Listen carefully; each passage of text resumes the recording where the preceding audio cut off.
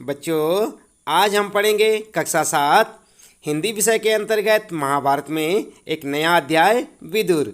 तो आइए आप भी हमारे साथ साथ पढ़ें, जान लेते हैं कि विदुर कौन थे और उनकी क्या भूमिका रही।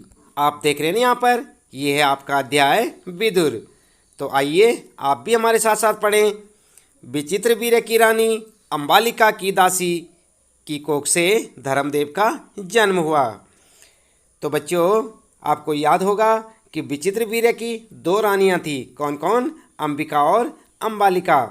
जो अंबालिका नाम की रानी थी उसकी एक दासी थी जिसकी कोख से धर्मदेव यानी कि विदुर का जन्म हुआ। वह ही आगे चलकर विदुर के नाम से प्रख्यात हुए। तो विदुर कौन थे? अंबालिका नाम की जो दासी थी उसके पुत्र का नाम था धर्मदेव और आगे चलकर उन्हीं का नाम विदुर पड़ा। आप याद रखें, धर्मशास्त्र और राजनीति में उनका ज्ञान अथाह था, यानी कि बहुत ज़्यादा वे ज्ञानी थे। वे बड़े निष्प्रिय थे, क्रोध उन्हें छू तक नहीं गया था। युवावस्था में ही पितामह भीष्म ने उनके विवेक और ज्ञान से प्रभावित होकर उन्हें राजा धृतराष्ट्र का प्रधानमंत्री नियुक्त कर दिया था। जिस समय धृतराष्ट्र ने दुर्योधन को जुआ खेलने की अनुमति दी, विदुर ने धृतराष्ट्र से बहुत आग्रहपूर्वक निवेदन किया, राजन, मुझे आपका यह काम ठीक नहीं जचता। इस खेल के कारण आपके बेटों में आपस में बैरभाव बढ़ेगा, इसको रोक दीजिए।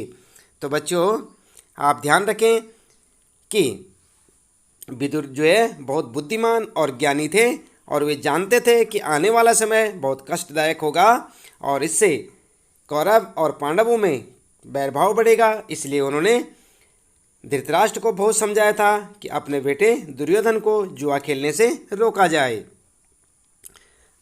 धृतराष्ट्र विदुर की बात से प्रभावित हुए और अपने बेटे दुर्योधन को अकेले में बुलाकर उसे इस कुचाल से रोकने का प्रयत्न किया। बड़े प्रेम के साथ बोले, गांधारी के लाल, विदुर बड़ा बुद्धिमान है और हमेशा हमारा भला चाहता है। उसका कहा मानने में ही हमारी भलाई है। वत्स, जुआ खेलने का विचार छोड़ दो। विदुर कहता है कि उससे विरोध बहुत बढ़ेगा और वह राज्य का नाश का कारण हो जाएगा। छोड़ दो इस विचार को।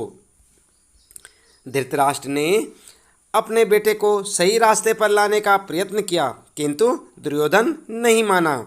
वृद्ध धृतराष्ट्र अपने बेटे से बहुत स्नेह करते थे। अपनी इस कमजोरी के कारण उसका अनुरोध वे टाल न सके और युधिष्ठिर को जुआ खेलने का न्योता भेजना ही पड़ा। धृतराष्ट्र पर बस न चला तो विदुर युधिष्ठिर के पास गए, उनको जुआ खेलने को जाने से रोकने का प्रयत्न किया।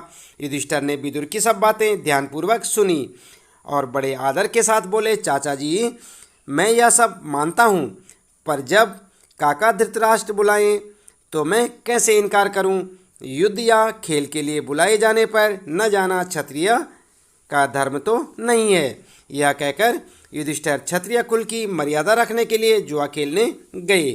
तो बच्चों, ये थी यहाँ पर विदुर की कहानी कि विदुर किस प्रकार धर्मज्ञ थे, बुद्धिमान थे और राजनीतिज्ञ थे।